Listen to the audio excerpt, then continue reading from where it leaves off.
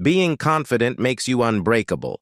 It's arrogance that makes them remember why you don't go around demonstrating, but when, who has the courage to test what you've created?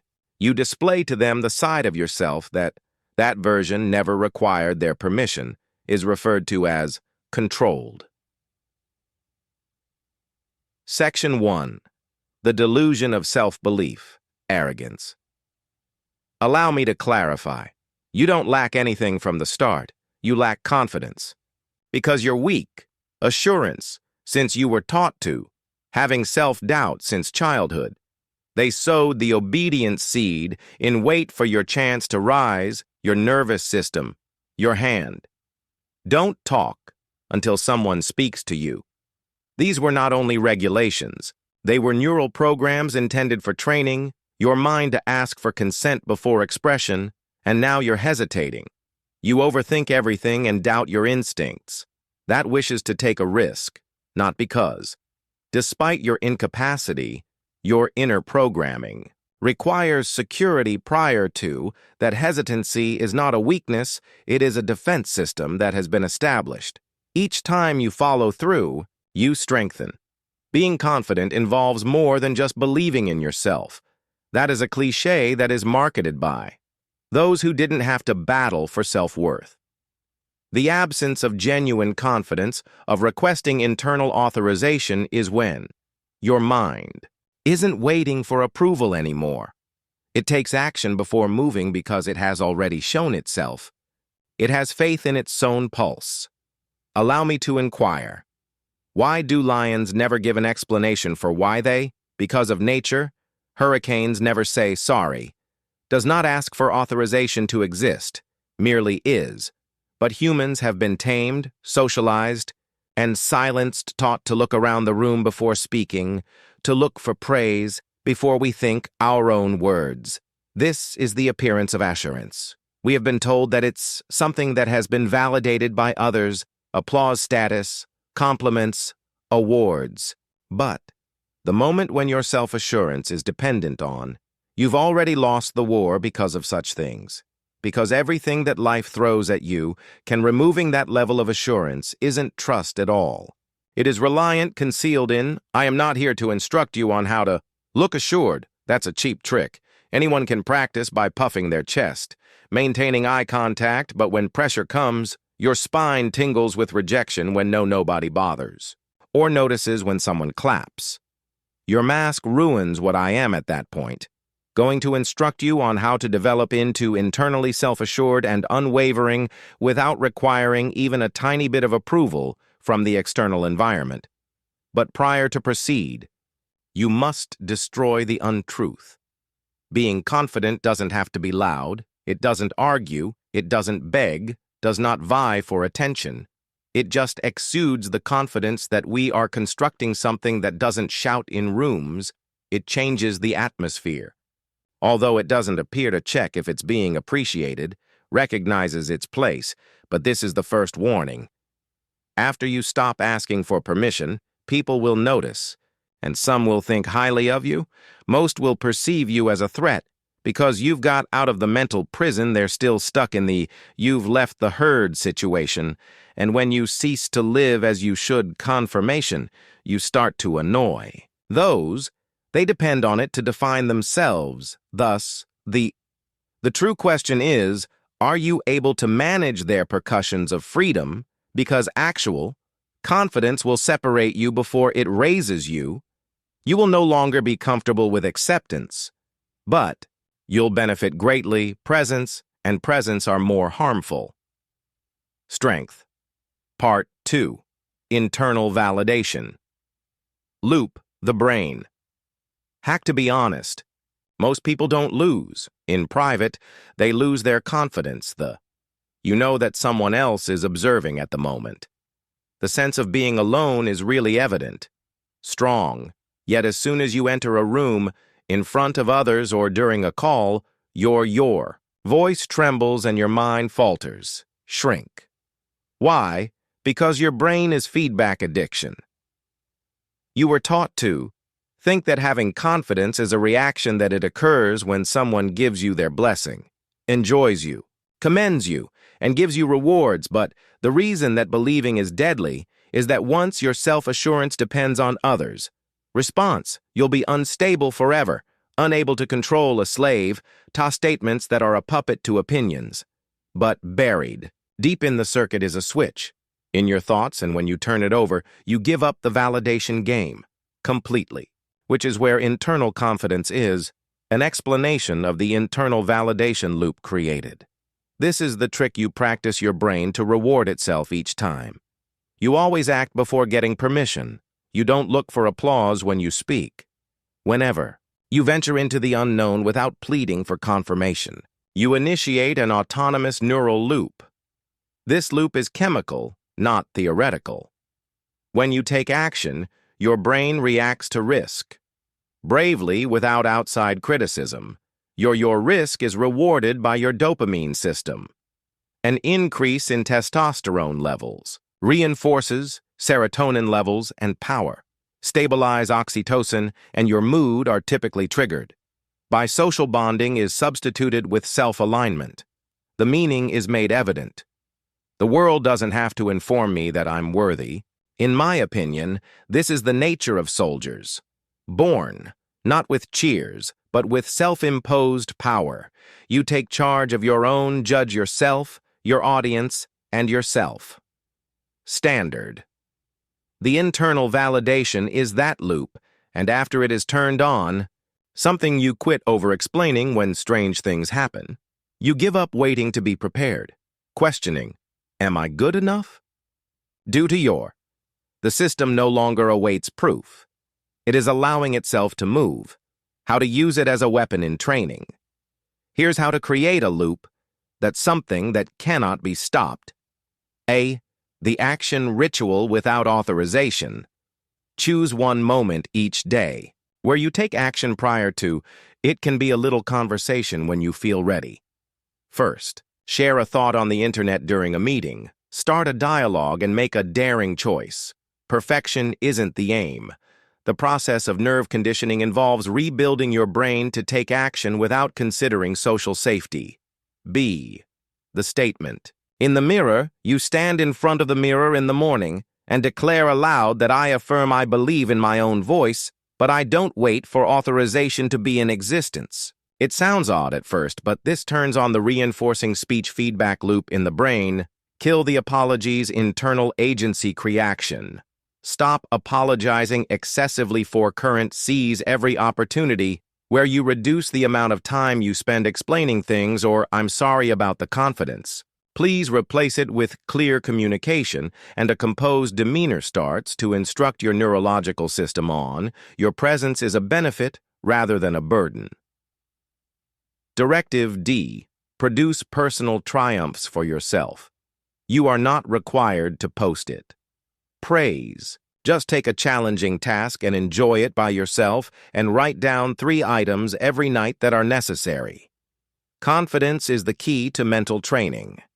To honor internal work rather than external attention, as this brain ultimately hacking is about control, not ego. You have authority over your biology. Your identity dictates your gait, even when no one is around. Applause. And now for the twist. The more you need less to train this loop, the planet. But the more it begins observing you since energy was generated from cannot be disregarded. It radiates felt, and it annoys those who are still to feel alive. You must be liked. You are known of them. Prior to delving deeply into, I'll tell you something about this video. If you're prepared to do more than merely observe. Hacks the dark by rewiring the brain psychology, emotional intelligence, and confidentiality controlling secret. Formulas. It's all about brutal intellect. Within the power bundle for whisperers. Every audiobook, every ebook, and every future. No philosophy, no nonsense. Simply the release unlocked. Pure mind power. If you're prepared to move in a new way. It's waiting underneath the pinned comment. And now let's get to the actual part 3. Overconfidence's shadow listen. You have begun to construct something strong, a composed assurance, a stance that doesn't flinch at the thought that requests approval. But now the actual danger starts because as soon as your confidence makes the ego untouchable, begins to murmur, telling you, "You're always correct. They simply don't understand you. You don't require guidance." Criticism. You have moved past them. It seems like evolution at first, but it's infection. The boundary between indestructible self-assurance and hazardous conceit are too thin for most people to notice. The truth is that until it snaps, nobody indicates that arrogance is the conviction. That has become less conscious of themselves. It's when you misinterpretation of presence for clarity of superiority, for reliability, regard for entitlement, and the instant you think you're already above correction, began to. The price of conflating wisdom with ego decay. To tell the truth, you've seen this occur, the self-assured leader who begins to disregard criticism, gifted individual who feels they've outgrown education, the ebullient intellect something gradually turns poisonous as nobody. The deterioration is when someone dares to challenge them. Of unbridled pride, it doesn't burst, eroding one overlooked error at. A point one steered out of the topic, one unwillingness to hear confidence without. When humility turns into delusion, you begin performing rather than developing. You get so preoccupied with projecting strength, you lose sight of your progress. Blind. You create a persona that is incapable of accept pain, acknowledge failure, or provide an update itself, which is the most hazardous a mind incapable of developing because it thinks it's there already. The saddest aspect, though, is that people will encourage your conceit and they'll cheer you on because arrogance is sometimes misinterpreted. They believe that domination equates to power. Truth.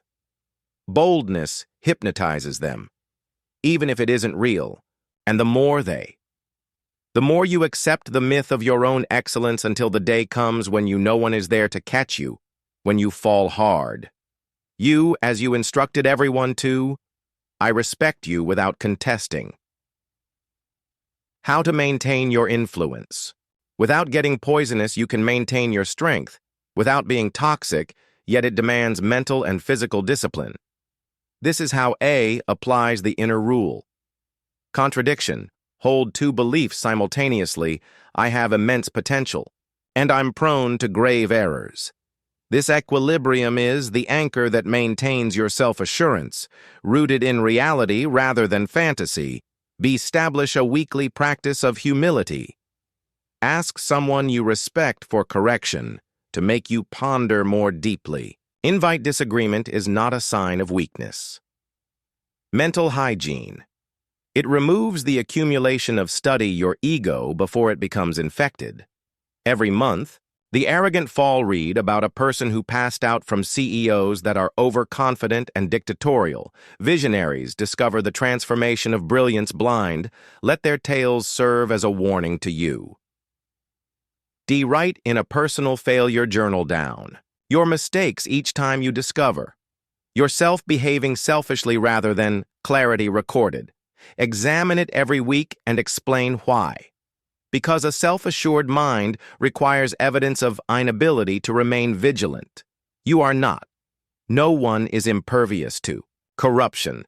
When you believe you are infected has already started. Here's the summary. Unchecked confidence is a strength. Self-confidence turns into self-harm. Other people to the mission. Therefore, practice your self-assurance, but link it to consciousness. Otherwise, one day you'll awaken. Silence reigns, not because people admire you, yet they're afraid of what you've changed, and power is useless if it transforms you into something. Part 4. Developing unwavering self-belief. Without ego, unidentifiable self-assurance is not a sensation. You don't wake up in this state of mind. It's a method that has been trained acting to the world, especially in the face of pressure, although the majority attempt to fake it.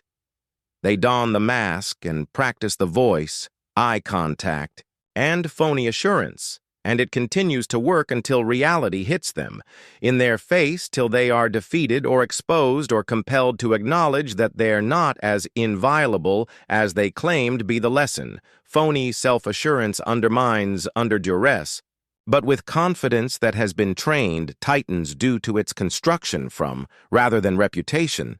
This is where, when your ego dies, you become truly powerful. Don't let emotions make you unbreakable. Strong, you become invincible. By understanding how to react to fear, repeated failure, and uncertainty.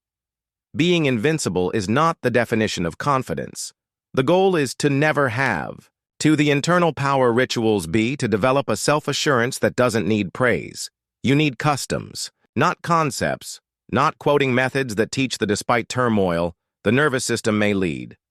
Let's develop their internal authority. Declaration. Repeat this every morning. I don't shrink until it hardwires.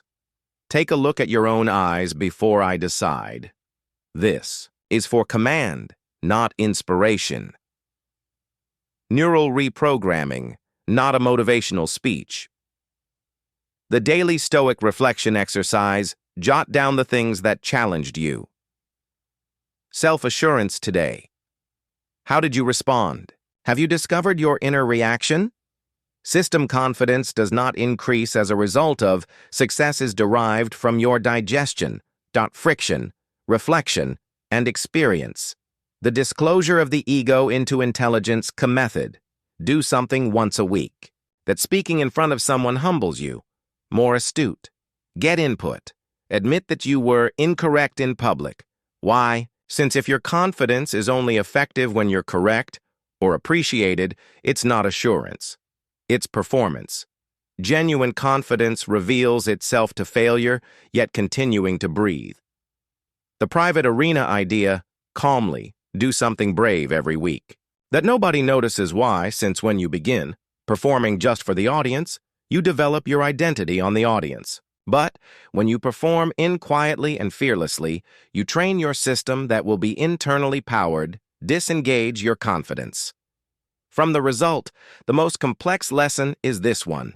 Stop linking your self-assurance to achievement. That's a trap if you feel strong only when things are going great. You've constructed your self-worth amid shifting terrain due to you won't always be rewarded right away in life. Occasionally, it penalizes you for carrying out. The sometimes doing the right thing encourages liars, noisemakers, and cheaters. If your uncertainty arises when results aren't positive, it was never genuine. It was only still in belief. True confidence says, I stay grounded whether I win or lose. I don't care if people cheer me on or make fun of me. Shaking if this works or doesn't is still act as like I belong, which isn't. The world's mental sovereignty is the ego, wants to use consequences to control you. However, when you distance yourself from outcomes, you become uncontrollable. And confidence then turns into a weapon, one that you wear rather than one that you wave about calmly, unflinchingly, and without apology. Building confidence doesn't happen overnight. Clarity is incorporated into situations of uncertainty. When you decide to relocate regardless, and when the world stops waiting for you to go on and become the force that was waiting for. But keep this assurance in mind. A person who lacks humility becomes blind. Without discipline, confidence becomes risky. You need to stay alert, not simply loud and clear, but bold and grounded, simply because the more authority you build, the more accurate you have to be in the way you use. Part 5. Control the flame, the last warning let. Me tell you one last thing. Seldom inform you that confidence is not intrinsically good. It's not a virtue. Force. And if you don't, like any force, it turns you uncontrollable, so respect it. Self-assurance doesn't only ruin people, it slowly and quietly ruins you. From the internal decisions are the first step. Warnings, disregarded boundaries, too fast, crossed. You believe I can't make a mistake, just don't understand. I believe in my gut, greater than their actual situation. At that point, the flame becomes careless and begins to eat the base you were meant to rely on your relationships. Suffer from blurred vision and blindness. Spots get wider, and worst of all, you won't even realize until the harm has already occurred, completed. Since your intellect will inform you, all of that is simply a part of being great. Arrogance's last trap in poison versus power. The two voices conceal. As your self-assurance increases, your mind will be filled with voices. The first voice is strength. It communicates clearly, not volume. It inquires, am I aligned? Whether I move with ego or purpose, does this voice dominate or build presence? Makes you and others around you stronger. It raises and sharpens. Yet the poison is the second voice, whispering, I can bend the rules since they are beneath me. Rules, I earned it, and it makes you feel good. But it taints your judgment and turns self-assurance into entitlement. You have to recognize the differences due to the fact that the second voice sounds sensual, particularly when you're winning. However, each time you hear it, you lose self-trust. Regard is something that is invisible, long-term command.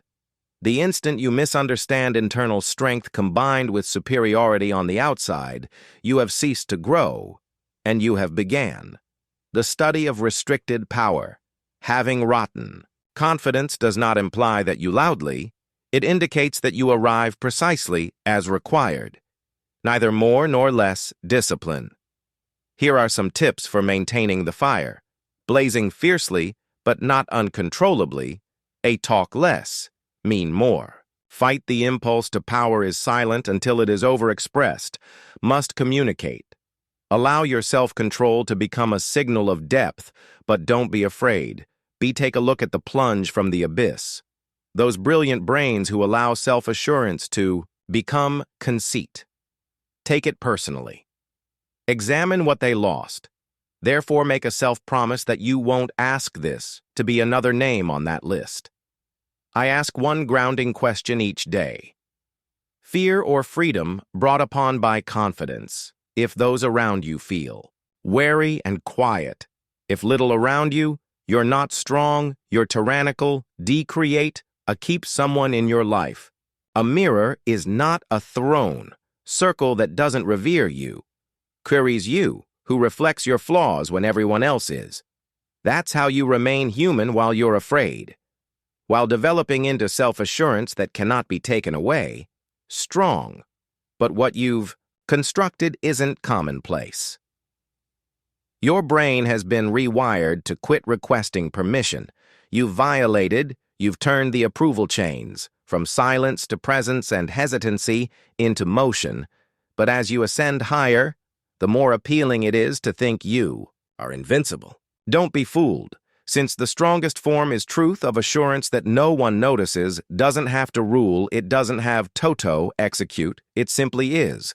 And when it's based on clarity rather than ego, when it's based on reality rather than conceit, transforms into something much more than power.